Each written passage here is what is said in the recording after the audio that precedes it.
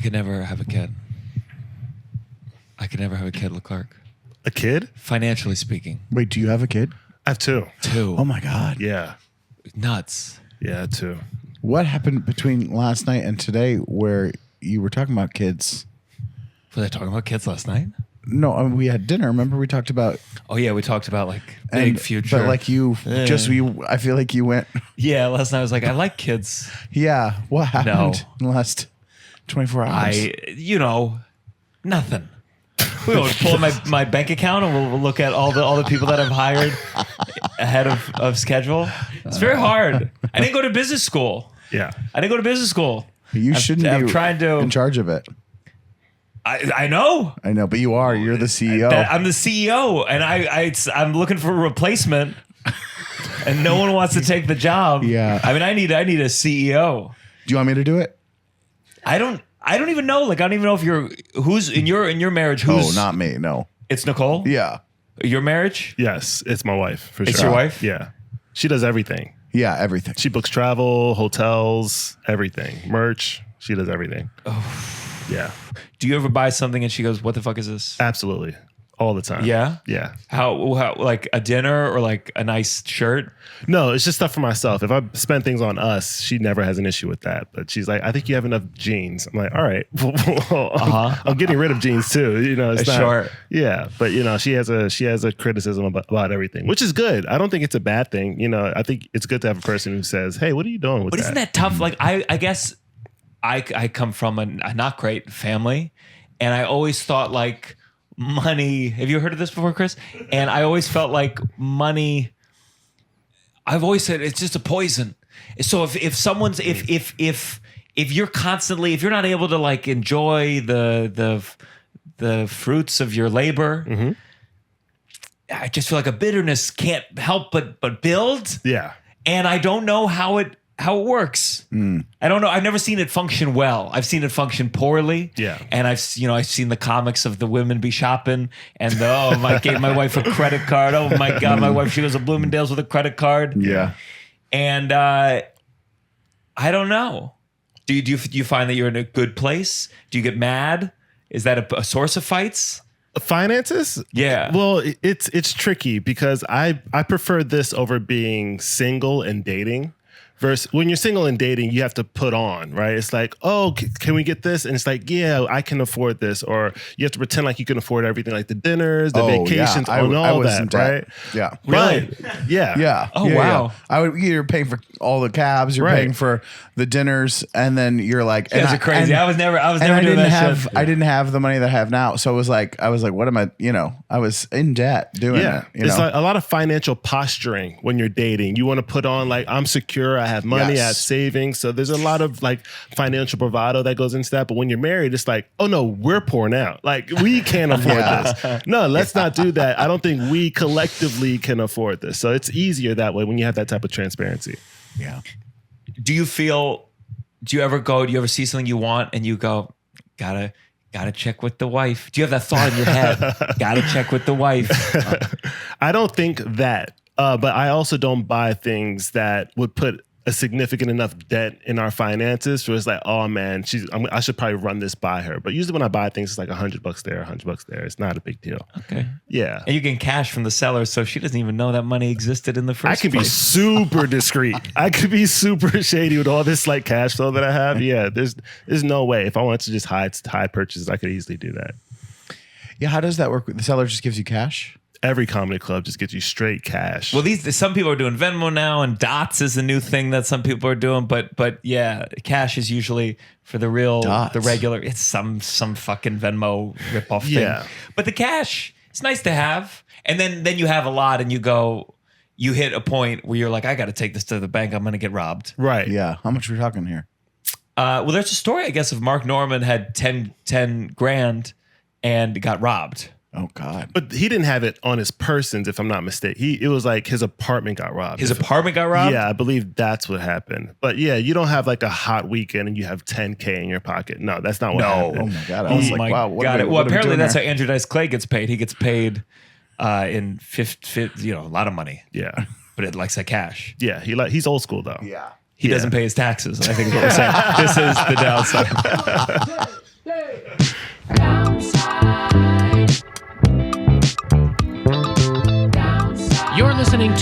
Downside The downside. with Gianmarco Soresi. It was just stressful. It's just there was also like it was like some like last minute decision that I didn't know had to make of like, do I want to put this? Do I want to take this money or put it into retirement? And I just or whatever, like something that in 30 years I'd access or whatever. And there's a part of me that goes, I'm not making it. I'm not making it to that age. Give it to me now. Alive. Oh, wow. I mean, like, there's so many ways that I could die. right. So many. Especially right now. There's so many ways the country could fall apart. I don't have this like overall faith in the longevity of the world. Yeah. And so I just go, I don't know, I hear the number 59 or 63 or 65 and I go, probably dead. Yeah. So I've had a retirement like fund for like 9 years, almost 10 years now. And when I look at that, I think what I've acquired in 10 years, what's going to happen? Like, there's no way. I guess I'm going to live for 3 months after I retire. Do you know what I mean? Like, when you look at like how it's accruing, and you're not going to enjoy it, you're going to be trying to spend it so hard. You're like, oh, that's a nice amount of money. But then when you think about living, you're like, oh, I've that's all I've done in 10 years. That's all I've gotten built in 10 years. Well, how am I going to build more? Like, it's not going to be a lot of time for me to like retire and then just die. You know what I mean? Like to live off of it. What age do you think you're going to die? I don't know. I don't want to talk about that. What the fuck? That's what the guest should be saying, not my co-host. My co-host is not get on board. I don't know. When I'm feeling pessimistic, I go, I guess I base it off my dad. He's still alive. I think he's 71 now. But I push it. My life, the travel, the sleepless nights. When I'm feeling cynical, I go 68, and it's 68. And I jump. You don't want to get to 69? Wow. And then when I'm feeling optimistic, I go, I'm a healthy boy. I'm going to have to get a heart surgery at some point. Yeah. 93.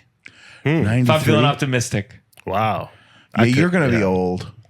Yeah. I can see. Yeah, you can see. But old, like in the bad way, like my dad. Yeah. The last 15 years of your life are really depressing. Like really old man, you know? When you think about with your kids, I feel like if you have kids, do you feel like you think about your life in a bigger picture way, like in terms of how long you'll be in their life? Yeah, for sure. Kids make you look down the road. Before I had kids, I was like, I'm okay. Whenever I go, I'm happy to go, But really, that's chill. But now that I have kids, I think about like where they're going to be in 16 years because I want to be able to, play ball with my kids. I want to be able to run around with them. So that's how I look into my future. It's also more of a quality of life thing. I don't want to be old and living a poor quality of life. If I'm healthy and feeling vibrant at 70 or 80 or whatever, that's one thing.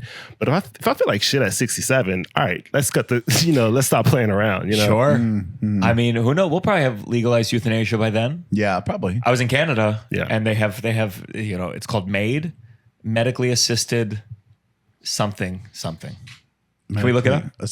Medically assisted. But it's a big debate. It is, yeah. It's a big because sometimes younger people want it. Medical assisted death. Everyone.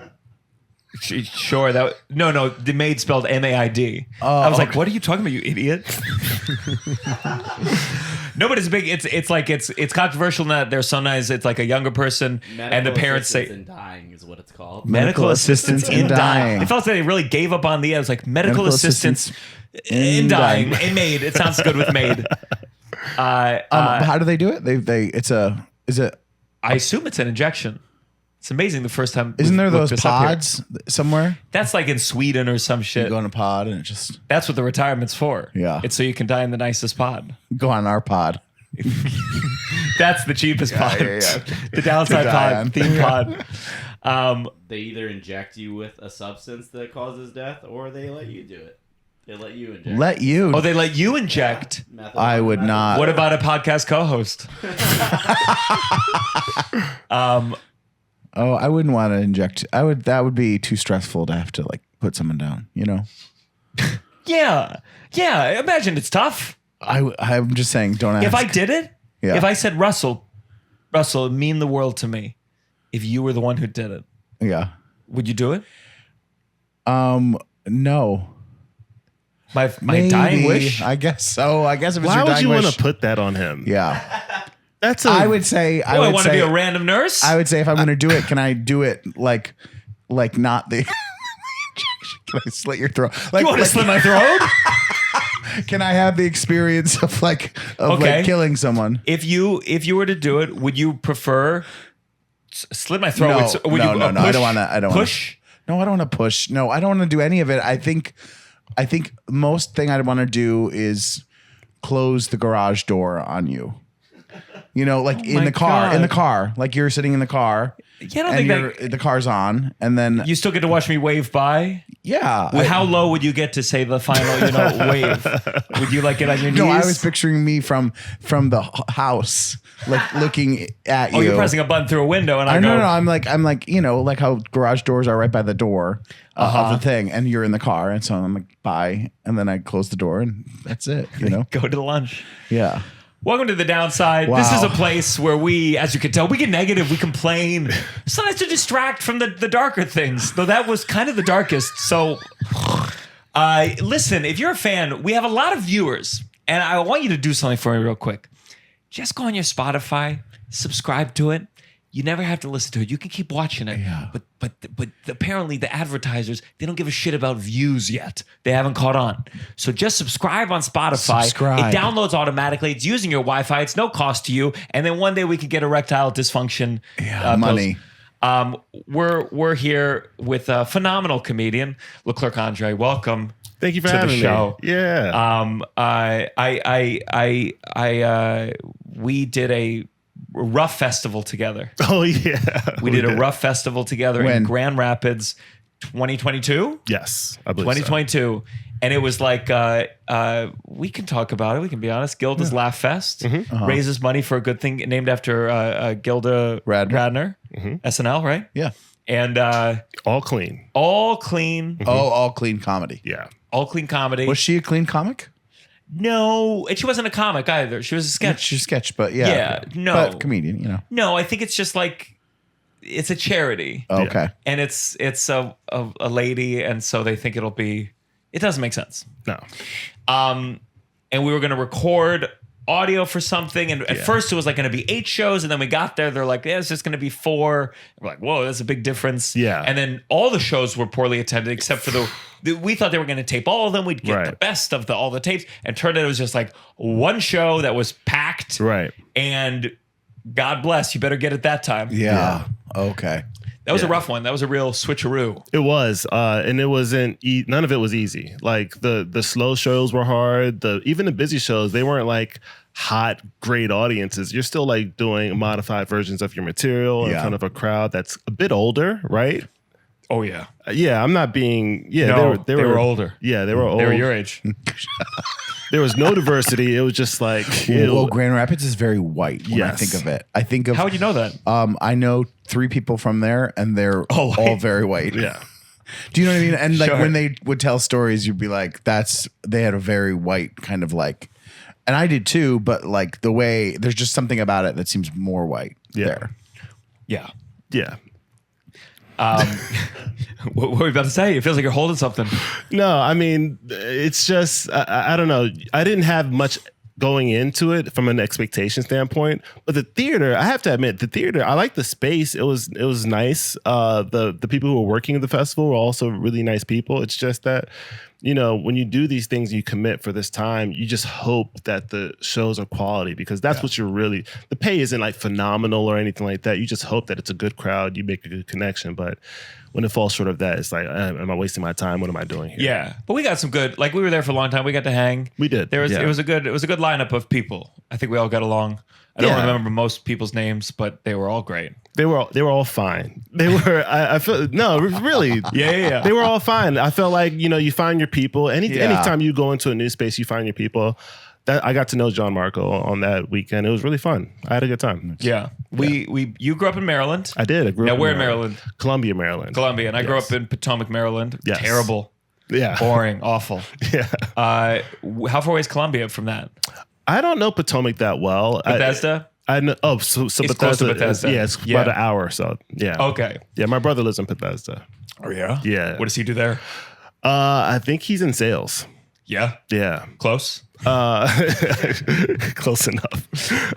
Tell me about Colombia. Did you like it? Did you dig it? Colombia was okay. You know, it's a very insulated town community. I don't know if you know much about Colombia, but it's one of the first like deliberate, like it was made. It wasn't a town. A lot of places towns are made because of like industry or whatever, but it was one of the first like government made towns where it's like it's going to be diverse because we're going to make it diverse. We're going to build schools. They're going to be the best schools. And that's kind of the community that I grew up in. So it was one of the best public school systems in America to this day, still one of the best public schools. Yeah. And I never really dealt with like much like, you know, friction from like a racial, you know, a lot of places, especially all across America, is like, if you're black, you're very aware that you're black. Colombia was a bit different, whereas like, yeah, there's diversity, but there wasn't much talk or even reference to race for a lot of my life growing up.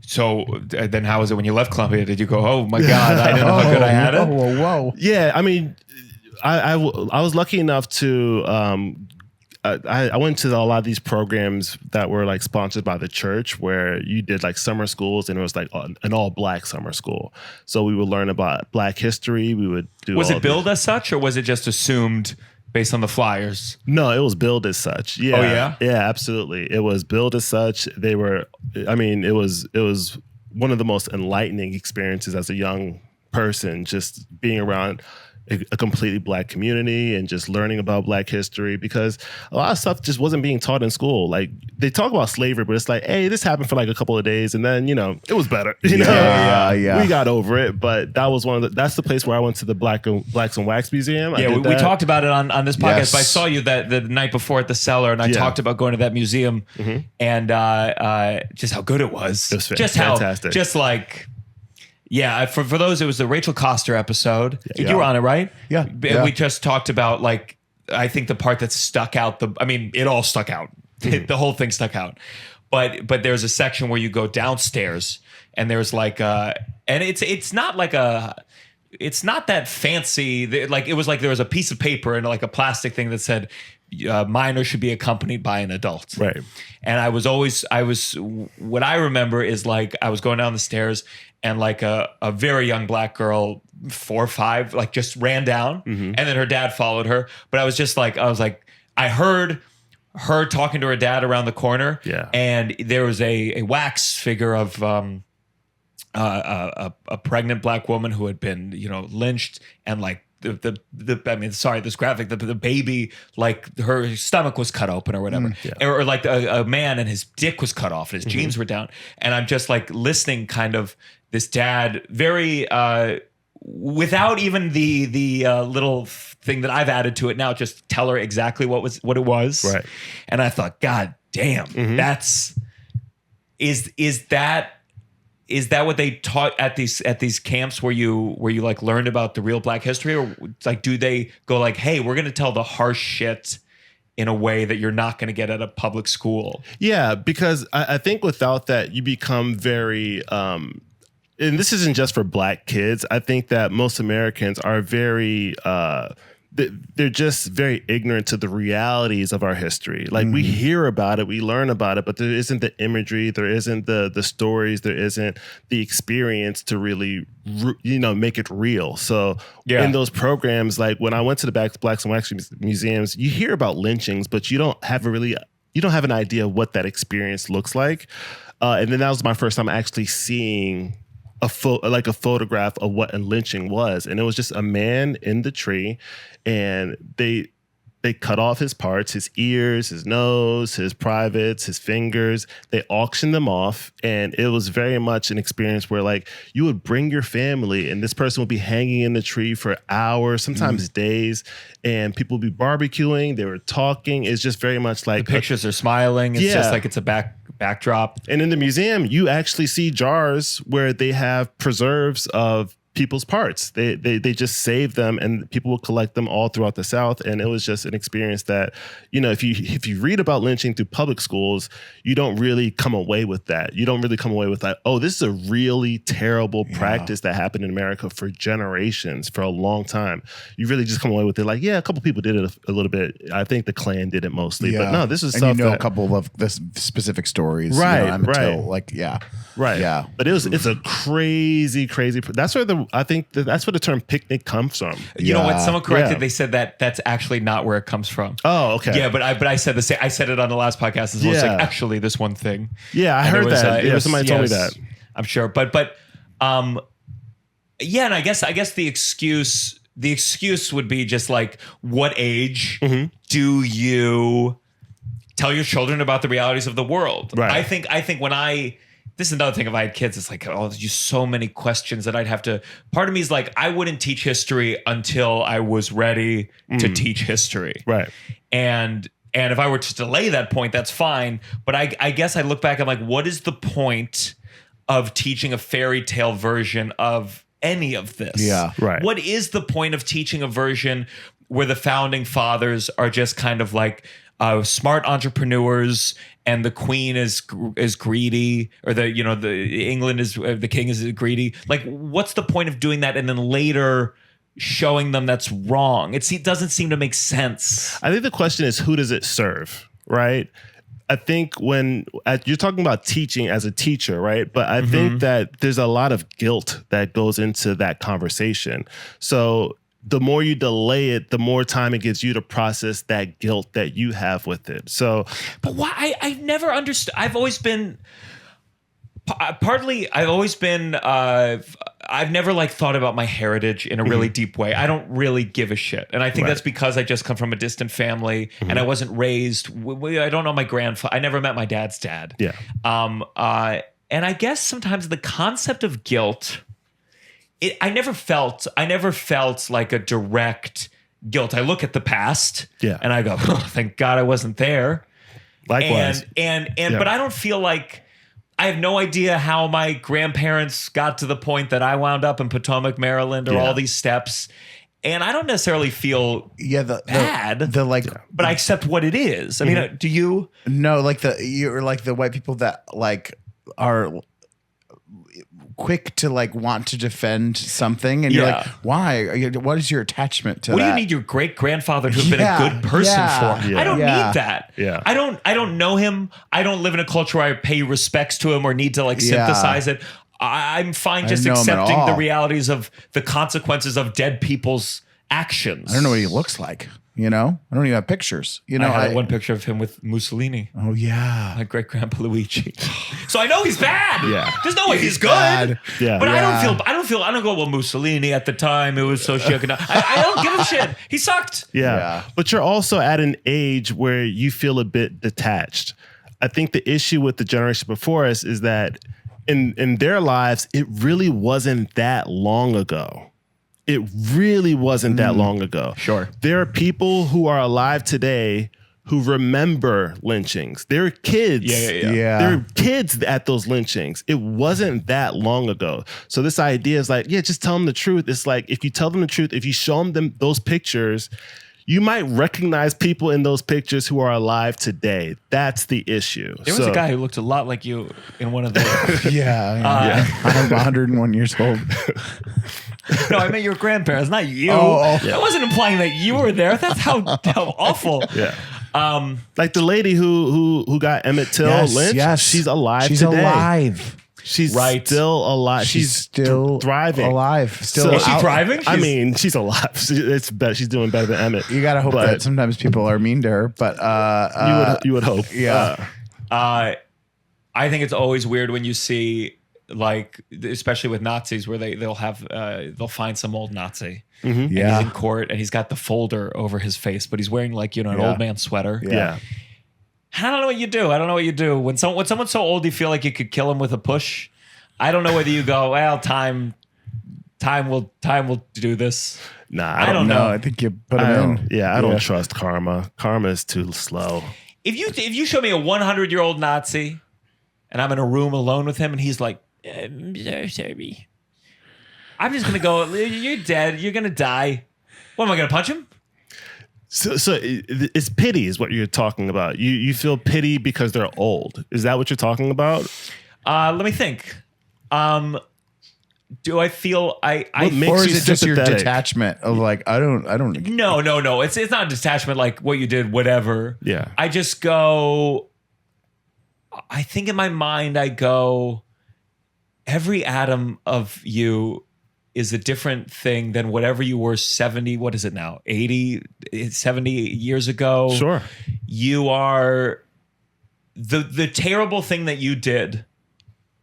Fucking happened and fucking destroyed people's lives, and nothing is to be gained in this moment other than you suffering and feeling a pain and just the creation of pain inside your body, and that doesn't do anything other than what the sense of justice. I don't believe in a universal deep sense of justice. The universe is deeply unjust. So I don't think I'm doing anything. The only other argument would be if we fucking put you in jail, does that discourage the next Nazi person at 20 to be like, oh, I don't want to deal with that when I'm 80? Maybe. Probably not though. I don't know if punishment has ever seemed to be a deterrent for any kind of human behavior. So I don't know. You punch that Nazi in the face? I mean, yeah. Yeah. Why not? I say that because I think most of us, when we see older people, we work on the presumption that people get better with age, but some people don't.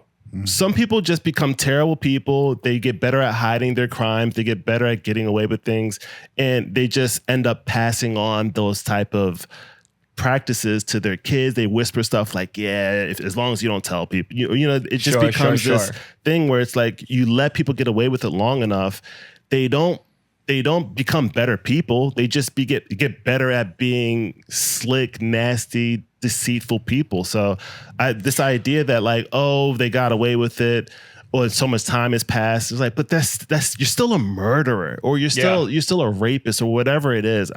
This idea of like a statute of limitations is crazy to me. But I guess that's where history becomes so hard, because I feel like if one were to fully teach the horrors of what like slavery was, or anything in history was really, right? How could you talk about the founding fathers in any, you just would have to remove what is so deeply, not just America, but every country, the sense of like, you need to feel proud or good of how we got to where we are today. Because if you really accept and look and take it in fully, especially at a young age, how could you talk about any president that owned slaves without full disgust, without full just revulsion? And I think like all countries teach some version of history that serves the kind of this idea of national pride. And I'm not going to serve in a war for my country. So yeah, I'm not an ideal candidate. Right. That's why I'm like, yeah, fuck the founding fathers. I don't give a shit. Yeah. But maybe to have an army, you do need to have people who think they come from some noble, I don't know. I struggle with like, when people talk about like being a patriot and being proud, like, I just want to question, like, what exactly is it that you're proud of? When people talk about the founding fathers, like, yeah, I can understand like having an admiration and respect for the country that we live in today, but also like just be honest about how we got here. I don't see anything wrong with saying, hey, this is America, it's great because of the freedoms that we have. This is what we had to do it. This is what we had to do, to make sure that we can live the life that we live. I think there's nothing wrong with talking about how the juice was made. At all. I don't see anything wrong with it. And I think that when you have that type of transparency, it only makes people more appreciative. Like, I think there'd be so much more patriotism from like Black Americans, especially in this country, and Indians and people who have suffered the most in this country, if this country would honor the history and say, hey, this is what happened. We are not proud of it. this is what we're trying to do to make things better. We are never going to do it again. But that's not the attitude that Americans have. I mean, a lot of Americans are like, yeah, it happened, but it was decades ago. It was hundreds and hundreds of years ago. It's like, come on, man, just be honest. I think if that type of transparency existed, I think more people would be happy and more patriotic in America. Those camps that you would go to, were they? I mean, was they fun camps too, or were they just like summer camp? Let's learn about the realities of America. Nah, they were gnarly, man. They were really fun. We would play sports. We would go to a bunch of like Black historical places, and more than anything, we would build community. It was one of the few places where you could just be around like your homies and have so much similarities and history and just go through experience. And also, it wasn't like one school that was doing it. All the schools in Columbia were doing it. So like I would know kids from other high schools because of this program. That's nice. That was really cool. When you're playing basketball, it's like, oh, I know that dude on the other team is because we went to this program together. So it was really dope. So you have an older brother? And a younger brother. Yeah. Middle child. And your parents, did they stay together? My parents, yes, they married, but my father passed when I was really young. Really? Yeah, How young? Really young. I think I was maybe 2. Oh, God. 2 or 3. Wow. Yeah, I was really, really young. So do you have any memories at all? No memories, only a few pictures, maybe 2 or 3 pictures at that. No videos? No, I don't think videos exist now. No videos or anything like that, yeah. How do you, do you think about, did you try to like create him in your mind?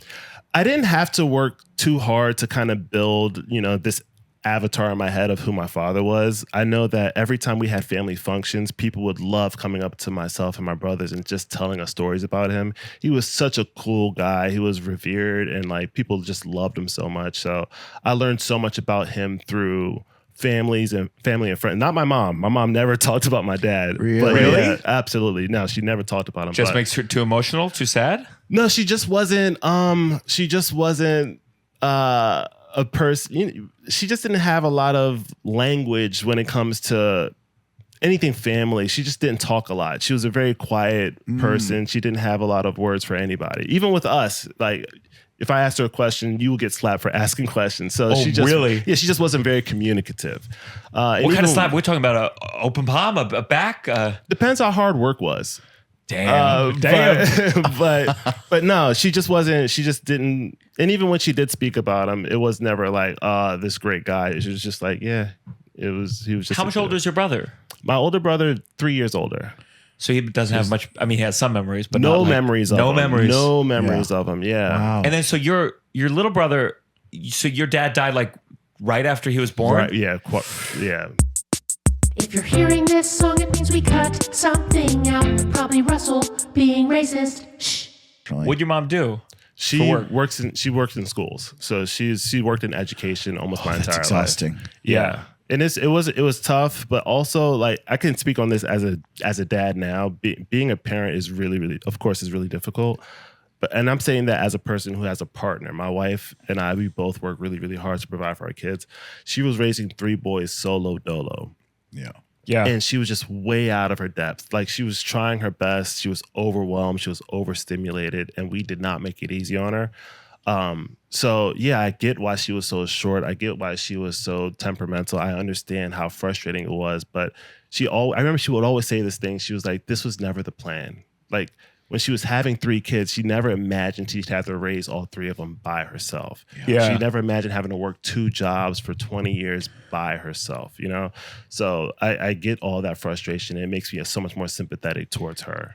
She was like physical? Like, oh yeah, yeah, that was her. She didn't like resort to violence. It was like her first option. It was like, damn. Yeah, her go-to was like, yeah. Plan A is slap the shit out of you. Was it just Plan B is just like reveal deep family traumas? Yeah, it's like those are the 2 options. Yeah, absolutely, man. But that was always her first option. I don't remember many conversations, if I'm being honest, with my mom.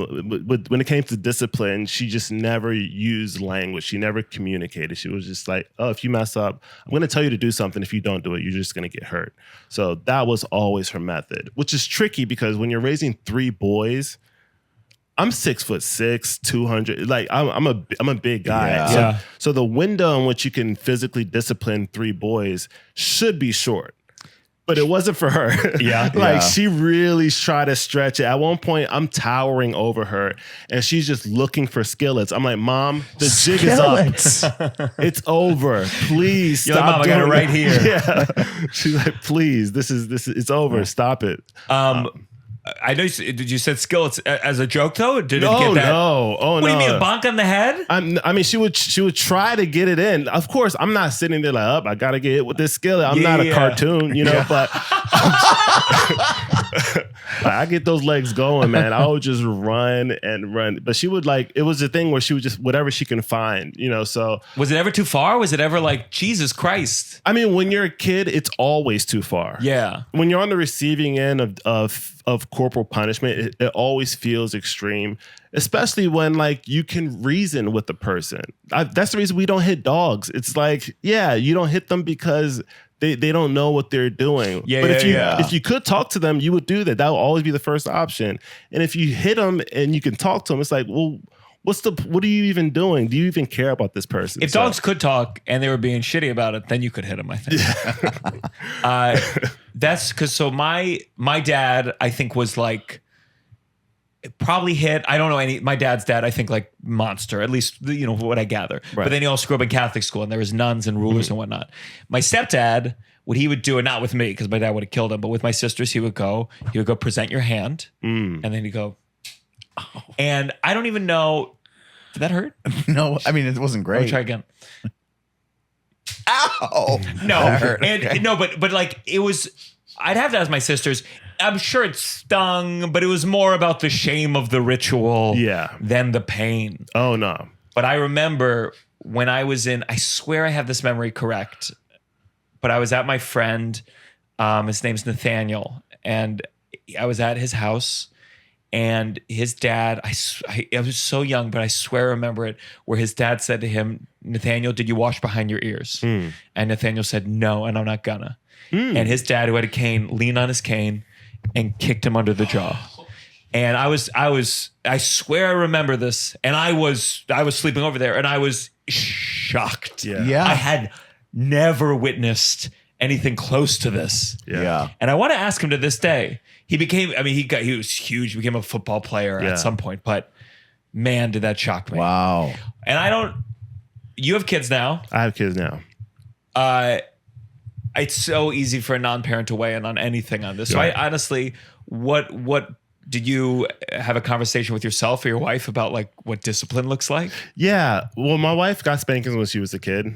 But I say spankings. People use that language interchangeably with people don't call spankings abuse and whatever, but I just look at any physical contact. I just kind of group it all in. Spanking, come over here, over my knee. Is that a spanking? That's what people call spankings, or maybe with a belt or whatever. But I just don't think it's necessary to put your hands on kids. I feel like as a parent, your job is very, very simple. It's to protect your kids. And I think it's really difficult to be seen as a protector if you're also an abuser. So if you just wear one hat, if you want to raise your kids, protect them, and be a person that they feel safe coming to, then just be a protector, be a safe space for them, be a person that they can trust you. So my wife and I, before we had kids, she got spankings when she was a kid, but her relationship with that type of discipline is very different than mine. She doesn't look at it. She doesn't look back at it like, oh, it was so terrible. I could never go through that. I would never put my kids through that. She just has a different relationship with it. So with her, I had to talk her. I kind of bring her over to my side. Yeah. Of hey, let's just not do this at all. Studies show it doesn't help. Also, I have a bit of trauma associated with it, so let's not do this. Sure. Yeah. Did you and your brothers, did you ever have a chance to talk to them about this what you grew up with? No, not so much. I think that, we experienced so much of it together that what's understood doesn't need to be spoken, Were you bonded though by it? By were you ever in your room together? You talked with each other? You're like, oh my God, Mom's fucking pissed today. Yeah, I'm sure. Yeah, tons of that. Mom found the skillet. Sometimes we get beat together for things that one of us did. Oh, Yeah. God. I'd be so mad at the other one. She just lined up one slap, all three? No. I remember one time vividly, somebody called the police. I don't know. At the time, I had no idea who did it, but one of us called the police. And On your mom, I assume. No, just to dial 911. We were that young. We were just like, I think I did that once. Yeah, let's just call I had a friend do it 911, once. You know, because the school's always like, if there's an emergency, make sure. And it's like, I just wanted to call. Somebody wanted to call 911. So Yeah. It wasn't just my brothers and I this time though. My cousin was also visiting. So we were all lined up. They call back. They're like, hey, we got a call. Is everything okay? And my mom's like, what are you talking about? And they're like, we got a call, a 911 call from you guys. And she's like, there's no emergency. It's fine. She lines us all up. She's like, who did it? And I'm like, I truly, I was like, I don't know. I don't even know what you're talking about. She was like, who did it? No one confessed. She beat the brakes off of all four of us. And then we all go upstairs. We're all crying together. And I'm like, who did it? Like, I'm mad now too. I'm like, which one of y'all did it? And no one confessed years later. By the way, I thought my cousin did it. I was like, I know this fool did it. Yeah. He's visiting. Yeah, he got no skin in the game. Yeah. He did it. Yeah. He didn't think she would possibly hit him too. Yeah. Years later, my little brother was like, I did it. Oh my God. Little piece of shit. He's always been a lying piece of shit, though, man. Oh my God. Oh my God. He's the youngest child, man. Forget about him. What a waste, man. Did you and your brother ever get in trouble? You ever do? Not like that. We would fight. Like, not. It would usually start off as fun, and then Did your parents do timeout? Yeah, you know, go to your room, that kind of thing. Yeah, just can't leave your room. Go to your room's fine. Once in a while, my stepdad he'd go sit over there and stare at the wall. No TV. Basically meditation. It's kind of funny. You look back and you're like, you could have used that time to really get in touch with yourself. Yeah. No TV. No TV, you know. Whoa. I didn't really you, ever. that was, I never had a grounding. I was never grounded. Do you know what I mean? Sure. Yeah. I think only once. And I don't yeah. Oh my God. Do you ever talk to your parents about like the way you were disciplined as kids? I was so not disciplined that I think if I ever had kids, I don't think I'd hit. Yeah. But I think like I just feel like there was a real aloofness and not really caring. And I got the things done. I got homework done. Yeah. And I look back and I wish there had been a little more involvement. And I think I would have taken some of the metaphorical lumps to get that. I'm not saying I don't go like, damn, this sounds fun. Yeah. But I'm saying like my mom once way later in life, my mom like got mad at me and like spanked me and I was standing. Yeah. And we both just burst into laughter. No because way. it was so pathetic and it was like way too late. Yeah. It was like last year. Wait, I'm a foot taller than you now. Yeah. That doesn't hurt. Yeah. Yeah.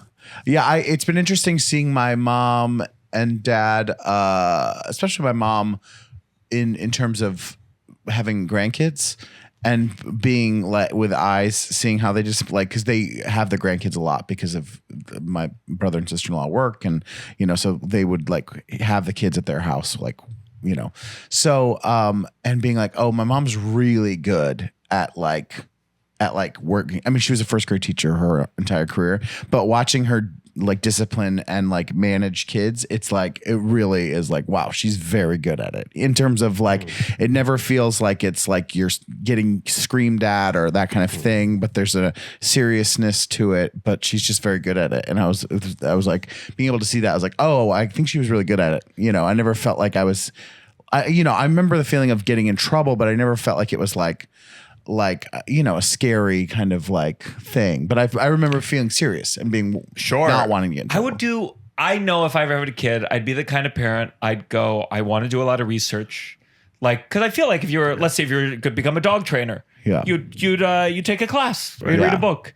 And I know I'd buy a bunch of books and I wouldn't read any of them. And I would get like 3 pages into each and then just wing it. But I'm always like, there's so many things that you could look up. Yeah. Uh-huh. I mean, I think about food stuff because I think I'm like a healthy eater, but I do not know how I would with a kid apply that in any way that would not be problematic. I don't think I would even know how to. So like eating, I would feel like I would need to look it up. Yeah. Discipline, I would need to look it up. Did you do research? Was there anything that you were like before you had a kid? Was there a book? Is there a popular book right now? Yeah, I read the books. Before You did. my wife and I had kids, I think I read maybe 2 or 3 books about being a dad, being an expecting father, but it wasn't. These books are not like in depth. They're just like really easy, short reads. A lot of it is about just giving grace and being patient. A lot of it is also about your relationship with your wife and how that changes when kids get involved as well. Oh my God, what were the warnings? A lot of it was like, hey, she's going to be moody. She's going to be impatient. Hey. So you're reading it, you're like, you're reading it man. like, what? Oh my God. So I read this one book and it was like, hey, sometimes she might forget to brush her teeth. Be nice. Or like, sometimes, a lot of stuff like that. Like, hey, she's going to be working hard because she's breastfeeding and all these things. So What do you think her books say about you? You know what I mean? don't murder your husband. But I read a lot of books about it. And I also went to therapy before having kids just because I wanted to make sure I was in a good space. And I tried to repair a lot of my relationship with my mom before I had kids and stuff. But, it all helps, I think. Did you? Is it all? Your mom knows your kids? So what I did was I called my mom and I tried to like, in therapy, you want to be generous, you want to be kind, you want to try to put yourself in their position. My mom had a hard go at it. She's an immigrant. She had to raise 3 boys. Where'd she immigrate from? Haiti. My family's from Haiti. So she had a hard go at it. And I tried to imagine what it would be like to be her in that position. And I know it's difficult. And I just remember calling her and asking, I'm like, yeah, Mom, I know that, you spanked us a lot, but it's because of the way you were spanked when you were kids. What was that about? And she goes, oh, I was never spanked. And I was just, That's on me, baby. I just remember hearing that. That was a mom original. I came up with that one. They use the pants for cooking. Oh, that's so funny. Just assume like, I assume that you must have got your ass whooped the way you whooped my ass. She's like, oh no, my mom would never touch me. And I just remember hearing that and just like crying blood, just like, what the hell is going on? Just being mortified. God. But yeah, she was just like, and she was also very like indignant about the entire conversation. She was just like really prideful. And when I was like, well, why'd you hit us so much? And she was just like, I never hit you. And I was like, oh man. I was like, excuse me? She was like, I never hit you. She was like, I hit your brother here and there, but I didn't really hit you that much. And I was just like, this can't even be a real conversation if you're gonna gaslight this hard, Mom. Did you push back? Yeah, she at one point she goes, well, maybe you need to talk to somebody. And that's how she kind of like, Mom, that's how I got this conversation in the first place. I talked to someone. Yeah. And she just kind of like dismissed it. She was like, I think you need to talk to someone. And that's how she kind of just That's left tough. it. Did you go, of course. What was I hoping that there was going to be a I don't know what I was hoping. If I'm being completely honest, I don't know what I was hoping for. I was hoping for the best. I was like, maybe she can take a little bit of ownership, maybe a little bit of accountability. But I just don't think she was in a space to really have that conversation. So I just had to take it for what it was and, give her the space that she needed. But it was tough. It was tough hearing that. That's wow. Yeah. Yeah, it makes sense. It makes sense that, as you said earlier with the Nazis, people don't get older and become better. No. They just find better ways of coping with what they've done. Yeah. And I feel like could be a very real thing in sometimes like a shame of like just fully convincing yourself that you didn't, like that being like, oh, I wish I hadn't. And then that just turns into the story in your head is that you didn't. You know what I mean? But she was as a way of coping. Yeah, she was talking to me like I was wearing a wire, though. She was like, "Oh my God!" She was like, "Abuse? I've never heard of abuse." I'm like, "Mom, I have two witnesses, my brothers." She's like, "Give me a hug real quick." Yeah. First time you ever hugged me, Mom. She's like, "Yeah, let me check for that." Take wire. off your shirt, matter of fact. Get in close, my boy. I'm like, Mom, I'm not trying to get you indicted over here. My dad, he doesn't take accountability for the thing that I actually mattered. He's always like, I know you were hurt that I gave more attention to your sister. And I'm like, that's not what it is. Yeah. That's not what it is. It's not her. He's always goes like, I know your sister took, and so it never feels, I don't know, you're never going to get the thing you want. Yeah. I think it's possible. I know that but even if you got it, I don't know if it would satisfy you anyway, if I'm being honest. No, I agree. Yeah. So your mom's met your kids? No. Never has never called, has never Really? like nothing at all. She's very much like a very prideful, stubborn, like So you just don't. That's wild. yeah, no, it's a bet that she's made. How old Yeah. are your kids? 1 and 2. She's in Maryland. She's in Maryland. Fucking A. I know. Do your brothers have kids? my older brother has 2 kids. And does she have any kind of relationship with his kids? Yeah, she does. It's a work in progress. She had she kicked my older brother out of the house when he was like 16 or 17. Why? Just Oh, I mean, he was. I mean, it was crazy. He got his ears pierced, so you know he was the one she was hitting. Yeah. Like, You in gotta her be, mind, if you get your yeah. ears pierced, you got to be homeless as a teenager. Yeah. So. He was just a wild. Like it's crazy because at the time when it was happening, of course, I'm under her house. I'm playing by her rules. So he was doing these things. And she was always talking about him like he was so bad because he grew his hair out. He got braids. He got earrings, and she was like, "Oh my God, he's going to prison." You would have thought that he was doing drugs and in a gang, but he just wasn't fitting the mold of who she wanted her children to be. And that was enough. She was like, you got to get out. If you're going to get your ears pierced, you got to get out. you remember the day where did your brother say bye to you? He didn't have to say bye. I just remember him packing up like 2 book bags and just leaving. And Oh my God. and he had to finish high school, like staying at a friend's house. It was kind of Wow. crazy, man. Yeah. Did your mom? I had in my notes. Did your mom make you do the scared straight? Yeah. No, she didn't make me do this. It wasn't her idea necessarily. So the church that we went to, the same church that put us in the summer camp, also had this program where they were sending kids to prison to scare, the Scared Straight program. Is it known as the scared straight program, or is that like a particular TV show? I'm always confused. So the Scared Straight television show is what popularized the program. So they never called the program itself Scared Straight. It was just like, hey, we take kids to prison. Yeah.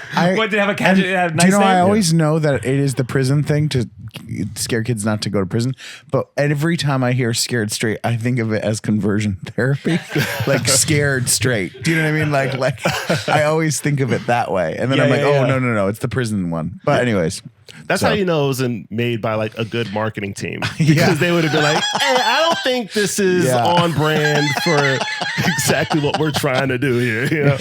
But because I guess I never saw the TV show. It was such a No, me common either. punchline. It was on- it was because on- it's hilarious in theory. It was It's talk so shows funny. too. They would have like talk shows, Maury and stuff. Yeah. Like the kids would come out and they'd be like, I don't fucking care. They'd come out and they'd be really, and then they're like, well, guess what? You're gonna care. And then a drill sergeant would come out and like start Oh, yelling, sure. at them, and then Sure. they'd find out that they're all being taken to a camp. But like the camp, the actual program itself wasn't as salacious or as like kind of like, or was it like a real like, hey, this is just we're gonna go here for the day trip to the prison. Well, what I learned is that there's levels to that program. So the ones that you see on TV, the Scared Straight television show, you see are the most extreme cases where they have kids who are like dabbling in gangs and kids who are already violent. They're hitting their parents. They're selling drugs. They're doing all that stuff.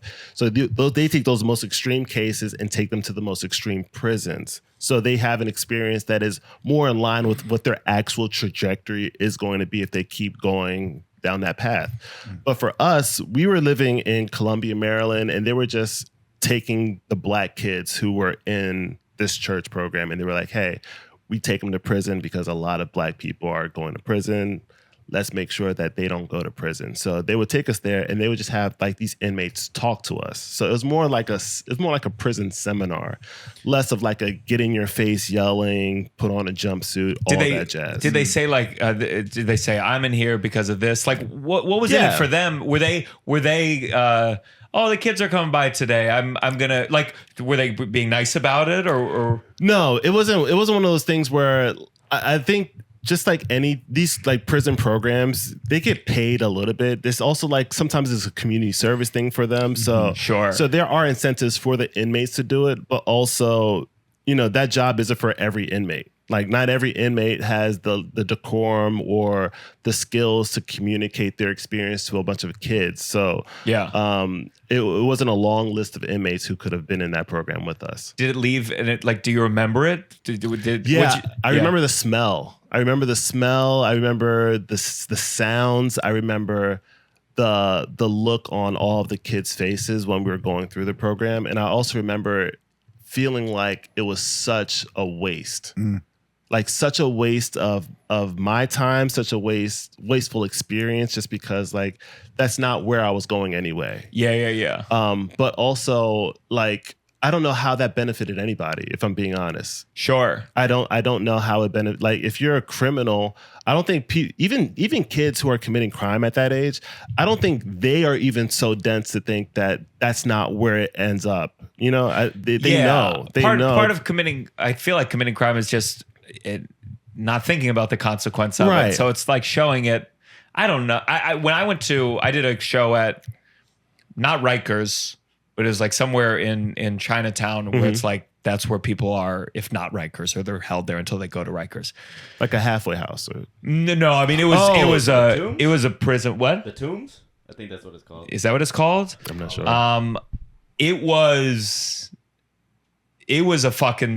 It scared me, but period. It was just like, I went in there, I was like, oh, everyone should have to see what prison is like, because I don't think this is right, what we're doing. Yeah. Right. I went with, we had to go through like 3 different metal detectors. And it's incredible. It just kept feeling like you were going deeper and deeper into a building. Yeah. And it was me. I'm gonna forget everyone else who I know. Jason Solomon was on it. Oh wow, yeah. And oh God, a name slipping me. Onika McLean was gonna host it. I mean, she was hosting it. This was at noon. Ooh. But Onika quit on the way in because Smart girl. It felt very scary. Yeah. It was not dirty. It was like a dungeon. Yeah. I mean, I don't think of it like a prison. It was like a dungeon, and it was dirty and grimy, and you go through all these metal detectors, and you feel just like, once I'm in here, there's so many levels for me. There's no like running out the door. Right. Yeah. And at least we didn't ask, certainly, but I think in my mind I thought it'd be like more of a, not a theater, but a room maybe, and there would be an audience. But it was just it was just like you're walking into their living spaces. Yeah, and it's like a big open area, and then 2 floors of their doors with the bolts, and you look inside, and the walls are covered in graphic porn. Yeah. Just really just like women hold themselves open. Yeah. It was noon, and no one was like. No one was, everyone was like nice enough, but you were just like, this is hell. I'm in hell. If I had limited porn in prison, I wouldn't put it on the walls, because then you're looking at it all day. It becomes less special. You know, I would still store it under the mattress or something. So don't you think that if you only have like 10 images, you wouldn't want it all day long? I would love you going to a prison show and doing like a Larry David-esque, like, the porn is on the wall. It's not as special. I guess out of convenience, it's already up. You know, you can just look at it. But, I don't know. But it was so funny. Anyway, sorry to derail your story. I'm talking about the horrors of prison, and Russell's like, the porn, this is the wrong way to do it. You got to save it, man. Yeah. But it was so funny because Jason was about to do his dry bar comedy special. Oh, nice. And so he was like determined in the stupid way that a comic is, where he was like, I'm running my dry bar set. And it was about Spirit Airlines. Oh wow. And I was like, these guys haven't been on an airline in 20 years. Yeah. And it ended up being like a fun. I went up there and I went dirty. I saw that porn. I said, I don't care that it's noon.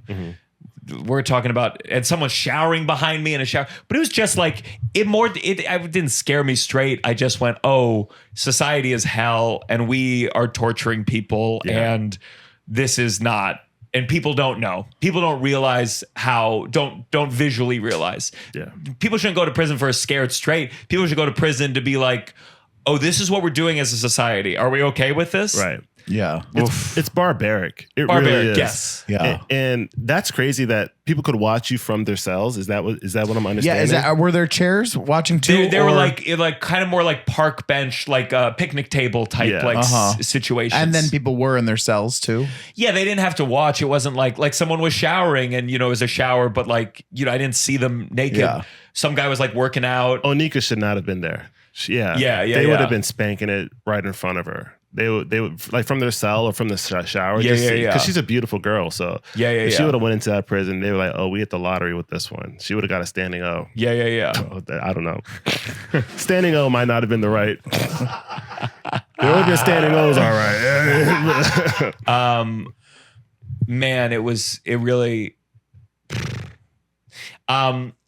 So, LeClerc and I work together a lot at the Cellar. Yeah. Yep. A lot.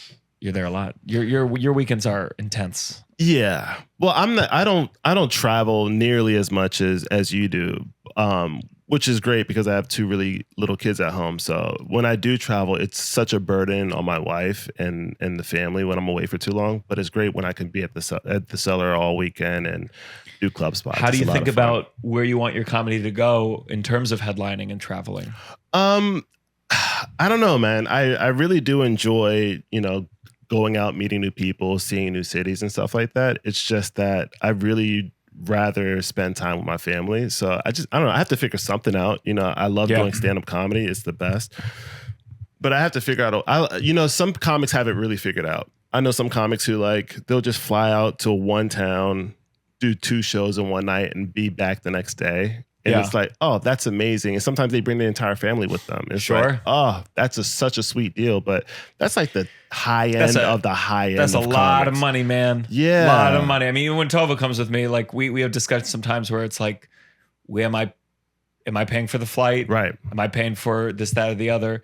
And sometimes I'm like, baby, if I pay for it, then might as well cancel the weekend and stay in. I'm broke. Right. And let alone kids. Oh yeah, it's so expensive. Yeah. I mean, the margin of profit for road gigs is so small. Sometimes I'll do Atlantic City for the week at the Borgata. And that's a lot of fun. But if I bring my wife and kids, just them eating there, of course, lodging is paid, getting there we can drive, but just eating in Atlantic City for 5 days is just so wildly expensive. Yeah. So yeah, there just isn't much margin for profit, especially when you start bringing in your family and your kids and stuff. So it's tough. Now, did you stop trucking entirely? Yeah.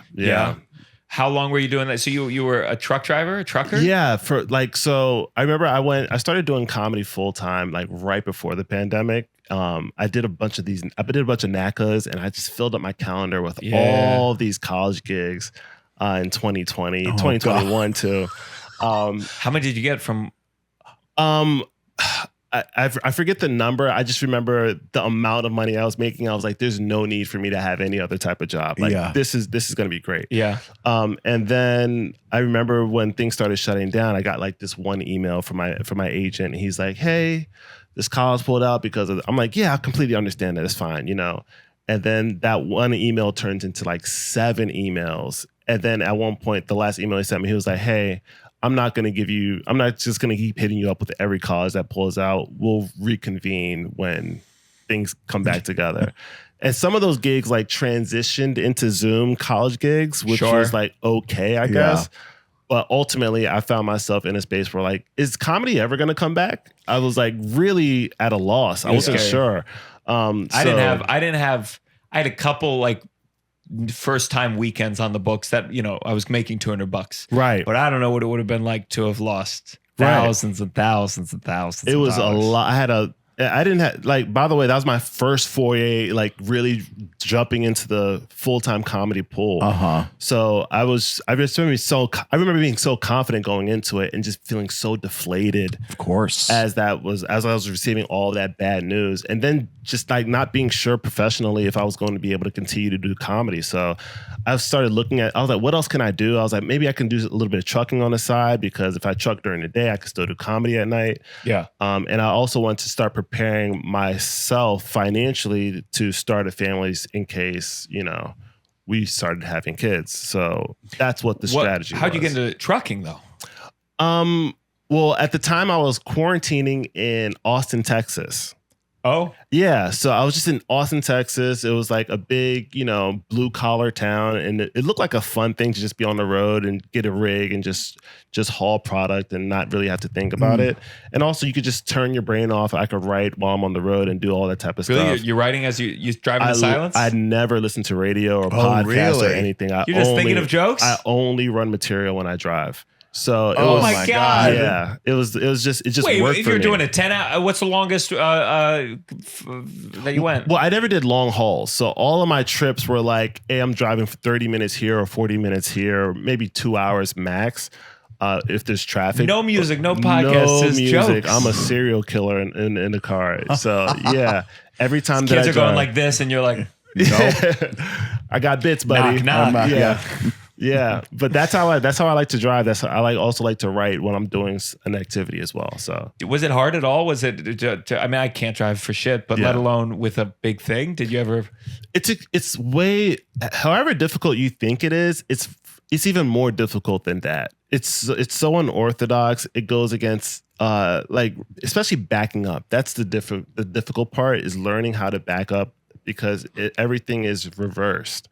So it was just a really long, slow process of like figuring out how to back up these huge, wildly dangerous vehicles. Yeah. Holy shit, they're so dangerous. And they just take up so much room. They take so long to brake and slow down. They take so long to accelerate. When people cut them off, I'm like, you're playing with your life. These things are so dangerous. Yeah. So yeah, a lot of that was like me just like learning this completely new skill set. And then getting comfortable with it. But it was quite the transition. There must be a driving test, like you're right. Oh yeah. Like multiple driving How long was that tests. process of training and I remember when passing? I first like expressed interest in doing it, I just started studying up and reading about it. And then, you could only learn so much from your books and tutorials. You just have to get behind the wheel and figure it out. And then I did a few classes. And they're just they're really expensive. Like they make it really, really difficult to get those type of licenses. And then once you do get them, of course, there's plenty of jobs if you want to do that type of work. Is it the kind of job that you could like fucking work again right away? There's so many opportunities. Yeah, you can definitely work again whenever you wanted to. Is it an agency or you just? No, it depends what you want to do. A lot of people, they'll do like. I mean, like a talent agency. Like WME's got the trucker division. A lot of it is like a lot of people will just buy their own truck. They'll buy their own truck. Buy their own. Yeah, they'll buy their own. They'll buy their own truck, and then they will reach out to companies like, hey, if you need a load hauled, I can do it for you. So essentially, you're your own boss. You're your own CEO. If you want to go to Ohio, you just find somebody who's needs a load taken there. You just go there, pick it up, take it, and you get your money. So the overall's part of the trucker lifestyle, or is that just a you thing? It's I don't know. I know that for me, I was tired of like getting all my clothes torn up. So I was just like, let me just find some like durable. Just getting in and out of the truck and shit, and sometimes boxes? like, if you have to like handle the product, sometimes you'll have to I see. Yeah. So for me, I was gonna ask you just like pull up and be like, you have to do the unloading. Then. No, sometimes like it depends on the job. So like some jobs you literally go in, all you do is back up your truck. They load it all for you. You take it to wherever it's going, and then they unload it. But sometimes like while you're driving, a pallet might fall over, something might happen, so you might have to like fix it up before you before you have them unloaded or whatever. So sometimes you get your hands dirty a little bit. Sure. Yeah. Before we go into our next segment, the one thing I did want to, because I was rewatching your very good Tonight Show set. Did you take swimming classes? I did. Yeah. Yeah, I did. And what was the age of the other people there? So they offer adult classes. They do. They do offer adult classes. I wasn't in there with a bunch of toddlers. I think that'd be fun. No, but yeah, I think that so when I finally did decide to learn how to swim, it was a process. First, it was like asking my girlfriend, I'm like, hey, you think you could? I was afraid of like going into a public setting and just being a novice at something. So yeah, I saw one of my girlfriends treading water, and I was like, hey, how do you tread water? And she would show me how to tread water. But this is after like years of me like trying to figure out how to swim without learning how to swim. Yeah. Did you ever get in a close call? 3 times. Yeah, 3 times. So I tell a story about how I was rescued and pulled out of the water. And that's a true story. The thing is, I don't mention how old I was in that story. Yeah, tell us the story. So I presented like this 12-year-old pulled me out the pool, right? She pulled me out the water, which is true. She did pull me out the water, but at the time I was 7. Oh, okay. Yeah. So I'm telling this story as an adult, like this 12-year-old rescued me, but she was also a child, but I was a much younger child. Yeah. Sure. And it was my first time ever going to a pool. Ever. I was in a summer camp program. I was in an elementary school, of course.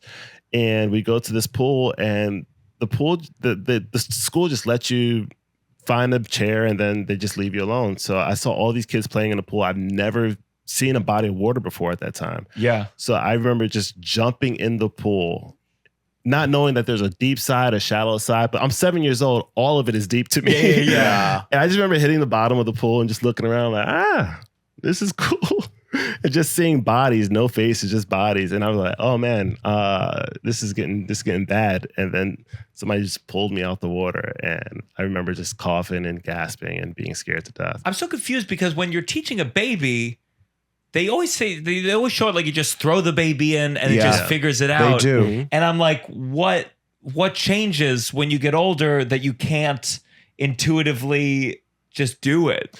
No, so what you're talking about, those videos of babies who just turn around and they just start floating. They've been trained to do that. They were trained for months to even get to that point. Oh, Yeah. okay. Yeah, It's absolutely. like it is a specific training thing because Because I know I had classes when I was a kid, Mm-hmm. but it feels like I wouldn't even know how to tell someone. I'd be like, you just do this. No, and none of it is intuitive. None of it is intuitive. That's so weird. It feels so intuitive, but I believe that. I just think that. The it's videos crazy. make it look like those kids are just, they must have been born in water. Like they were just they figured it out, but none of it is intuitive. And it happened 2 more times? 3? 2 more times, yeah. Yeah? So the first time I nearly drowned, I was a kid. But the other 2 times I was at the beach. Is the ocean. The ocean is so dangerous. Ocean's very Yeah, dangerous. Oh my God. People like Yeah. talk about, let's go to the beach. It's a scary place. Yeah. But I just remember being in Miami this one time and we're just like in maybe waist deep water. It was just fine. And then this riptide came out of nowhere. And I just remember getting up and just realizing, I can't touch the floor. I just can't touch the floor of the ocean. And I just start as hard as I can, just swimming back. I'm with my brother and my friend. And this girl, oh my God, it was 4 of us. We all got swept out. And I'm swimming back as best as I can. I'm not a strong swimmer at this point, but I can paddle as I can do well. My older brother was the worst swimmer of all 4 of us, and the other 2 could swim perfectly fine. So they're gone.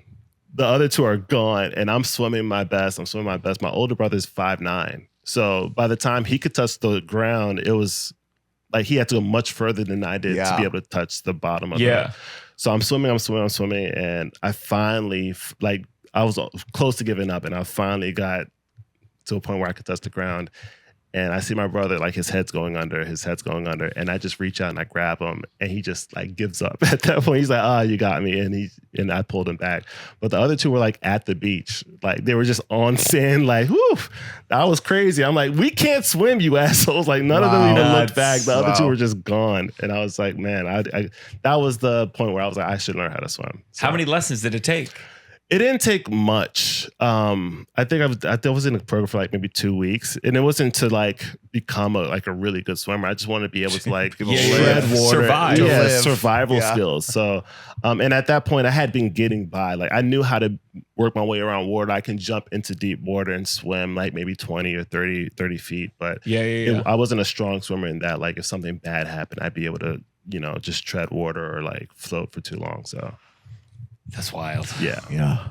I did a little bit. I learned. I hated backstroke because you always. I had lessons lessons going to hit your head every year for like.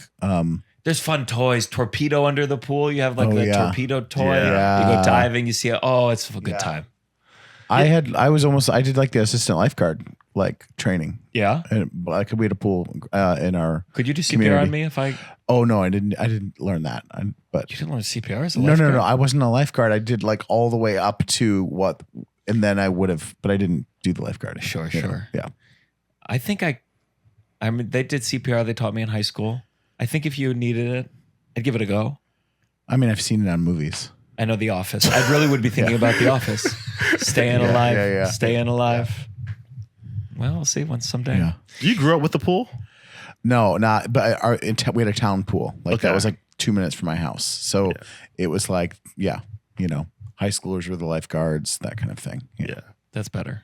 Yeah. I had a pool, but it was like you never use it. It's such a You had a pool and you never used it?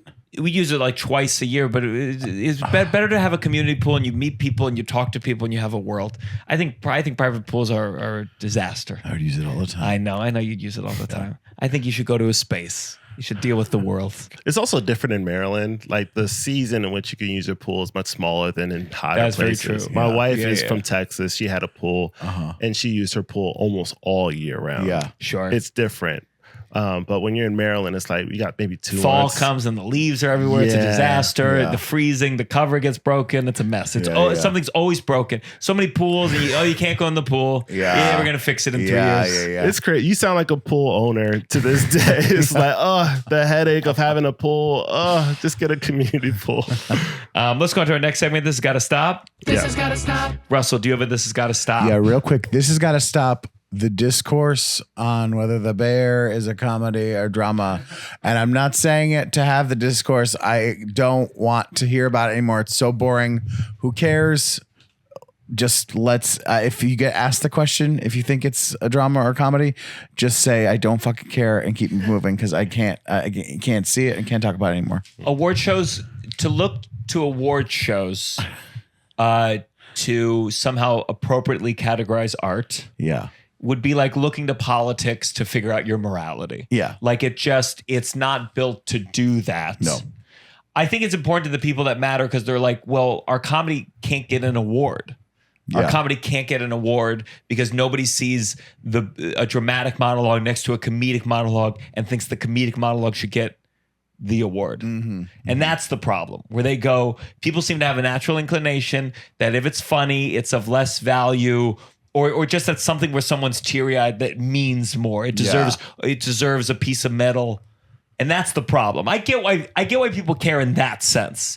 But you got to be really, I think you need to be more clear about like, I don't know. It's never going to be solved. I agree it should be moved. Only to open up the space for some comedians to get an award. Yeah. But I think the deeper problem is people just don't respect comedy. Yeah. And I don't know the solution to that. Me either. I think it should stay in the comedy category. And I think it should stay there. And we should change how we judge comedy categories. It should be how funny is the show. Look, but we're having the discourse, and I said I don't. I know, but I know what you mean though. They want an award. Martin Short should get an award, and it's like he can't get an award because you got some 6-pack actor crying about his mommy's cooking or whatever the fuck is in The Bear. About it. So I get it in that sense. It's just annoying, but I hate how they ask. Here's my okay. I'll build on you. This has got to stop. Okay. Don't ask actors their opinion on it. They're all lying to you. I know most of them don't even have a thought in their head. They just know how to say lines well. And second of all, they all want to be on The Bear and the comedy. Yeah. So they're going to give you the biggest puff piece fucking bullshit answer that only serves their own interest. You're not getting the real answer. It's like talking to a politician. You stop asking them. Stop taking it seriously. They're not telling you the truth. If I thought there was a chance of me being on The Bear, I'd be defending it right now. But right now, from where I stand, I'm not close. It fucking sucks. It's a boring fucking show. I'd rather watch a regular person cook than watch dramatized cooking. And when they oh God, we're having it now.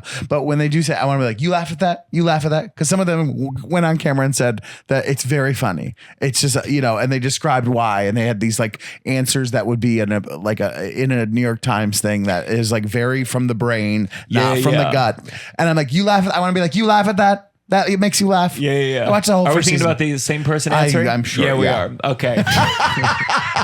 And here's the thing: we're not going to say that. We're not going to say that because we hope to work with that person someday. We would love to work with the person, like the person. But come on now. Dude, this got to stop. What's something that has got to stop? Oh, this is something I'm passionate about. Defending celebrities and politicians. Yes. Mm-hmm. We do that. Like culturally, it's become very acceptable for us to like, oh, don't talk about Trump. It's like, don't defend strangers. How about that? Yeah. If it's a These are stranger, strangers, you don't know these people. if you don't know this person, you have no skin in this. Why are you defending a stranger? It's a wild. I don't defend people that I do know. No. And I don't. the fandom, for both celebrities and politicians, it's crazy. Like the feeling of like you have to defend them or you have to like work on their behalf. No. They're not paying you. They It's don't know insane. you exist. You have everything to lose and nothing to gain. People are just on TV like, I don't think R. Kelly did it. It's on tape. You're going to lose your job. Please stop doing this. Yeah, my Gianmarco. brother. All right. My brother, I swear to God, he does stuff like that. I don't my understand it. God. I'm like, why would you do that? People come up to me like, yeah, I think your brother lied to me. I'm like, yeah, niggas be lying. Would you like? I'm not defending him. He's an idiot.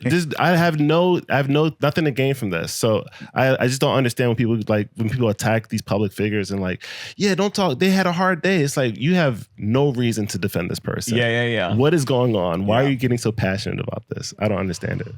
I don't know. People need. And this is what I think a lot of religion was. It's like you just need something that you don't have to actually deal with. Yeah. And you're able to look at someone you've never met and like see them as some kind of holier figure. Not even holy like in a religious sense, but you're able to just view them as like good Yeah. and worthy of defense. Yeah. You just gotta let go. Part of becoming an adult is letting go of that. Yeah.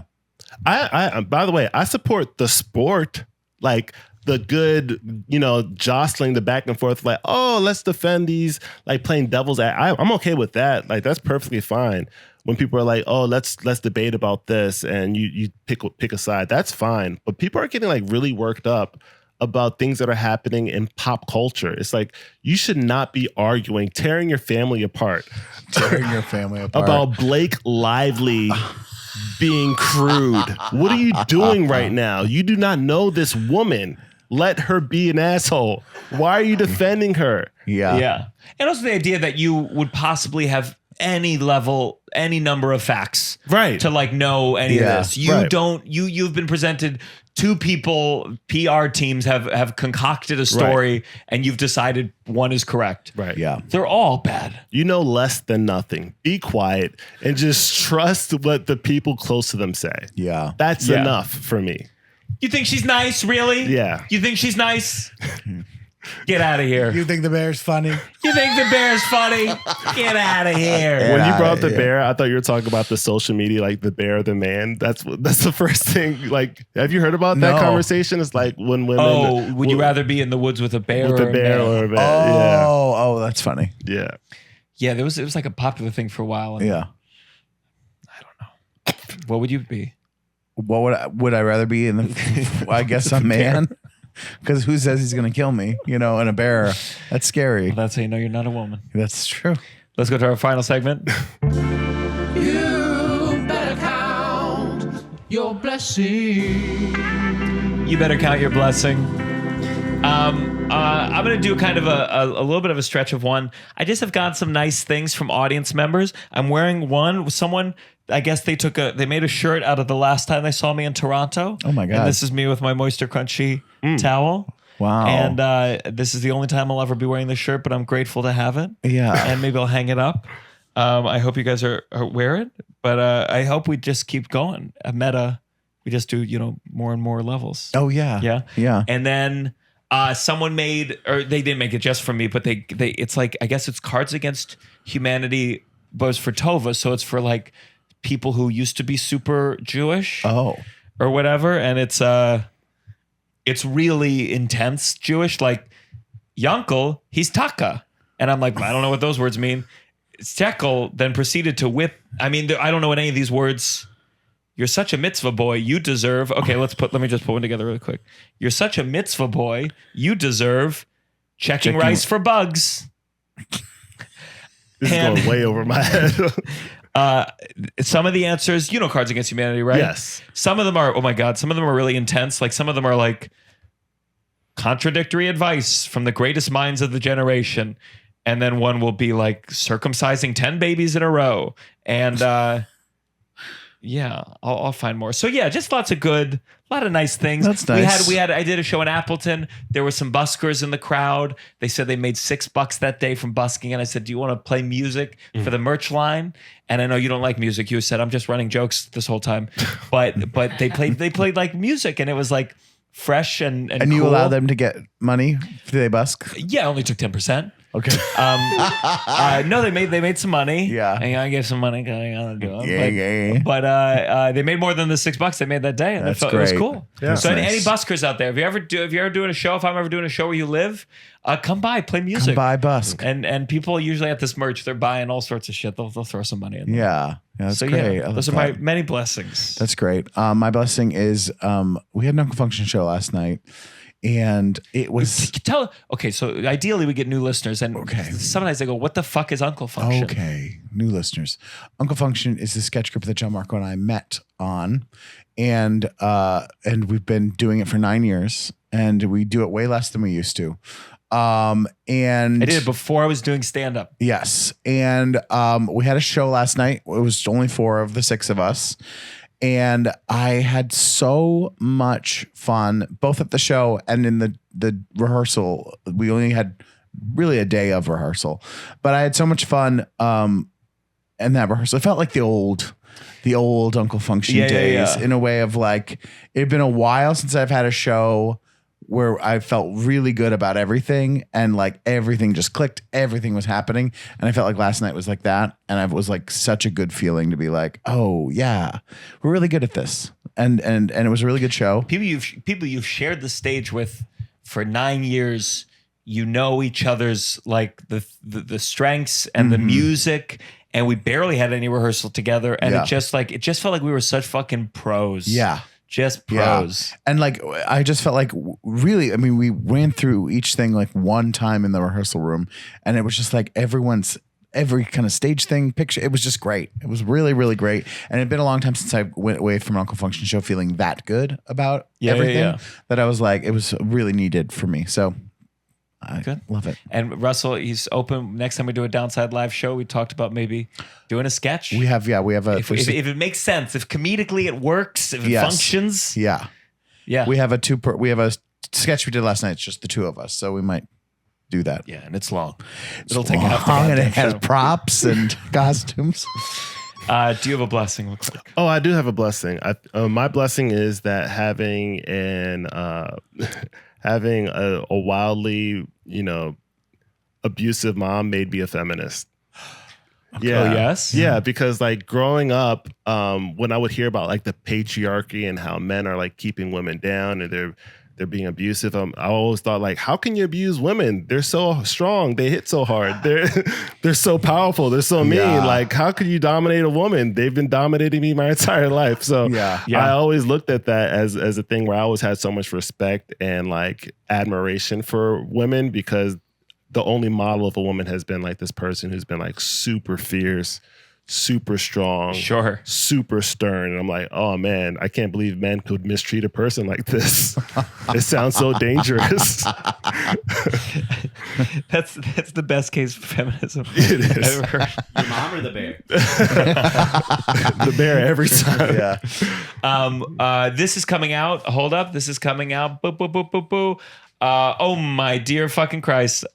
Is that right? October 15th? Anything you want to plug? We are topical. October 15th. Oh yeah, I'll be in Chattanooga, Tennessee. Chattanooga. Oh, yeah. Comedy Catch? Comedy Catch. Comedy yes. Catch. I'm doing their festival on I think the 16th. On the 17th, I'm doing the festival. And then I will be in Nashville, Tennessee also on the 19th. So yeah, if you're in Yeah. the Tennessee area, come by, holla at your boy. Zanies? No, I'm doing an independent show there. Oh, cool. Yeah, it's on my website. I'll promote it sometime. Comedy Catch. That's a wild Chattanooga. Yeah. Wild place. Oh yeah. That's where there was a flat earther in the audience. And I was like, here we go. Some good crowd work coming here. And then it was like, no, he really believes this. And we're not having fun. Oh Yeah. We're not. I thought it'd be fun. Flat earther. Yeah. You're crazy, right? He was like, no, The Earth is flat, though. Yeah. And I was like, right. Well, of course he believes that. Yeah, I thought he'd be like, You thought I'm an he'd idiot. be a flat earther that was like, I know, I'm kooky. I don't believe in it. I'm crazy. Russell, what do you want to plug? Follow me at Russell J. Daniels on Instagram and check it out. Well, there's an Uncle Function show coming up for New York Comedy Fest on, I don't know the date. It's November. Jesus. Next episode though, I'm gonna give a good real date. It's Next episode November. when it's past. I'm going to be in Springfield, Missouri this weekend. There's tickets available. Calling it now. Weekend after that is anniversary, so I'll be off. But then I'll be in Raleigh, North Carolina, Bloomington, Indiana, Indianapolis, and DC. DC towards the end of November, weekend before Thanksgiving. Check it out. DC. Join the Patreon. Patreon.com/downside. The more patrons we get, the closer these episodes can be recorded to the release. Yeah. And we're adding a computer. That costs some money. We're adding a drink cart. You know Russell's funnier when he's drunk. So we're getting a drink cart. We're decorating the walls. Spotify. Just subscribe. Subscribe Leave on 5 Spotify. stars. Do a quick little right now. Just do it. It's so easy. I would really appreciate it. And let's see. Let's take this out with one. Let's just pull a random. You read that, and I will read an answer. Ravelvul of love. Nope. Go again. Something without Hebrew. Here you go. Okay. There's this great story I once heard about a mangled body with its tefillin perfectly intact. This is the downside.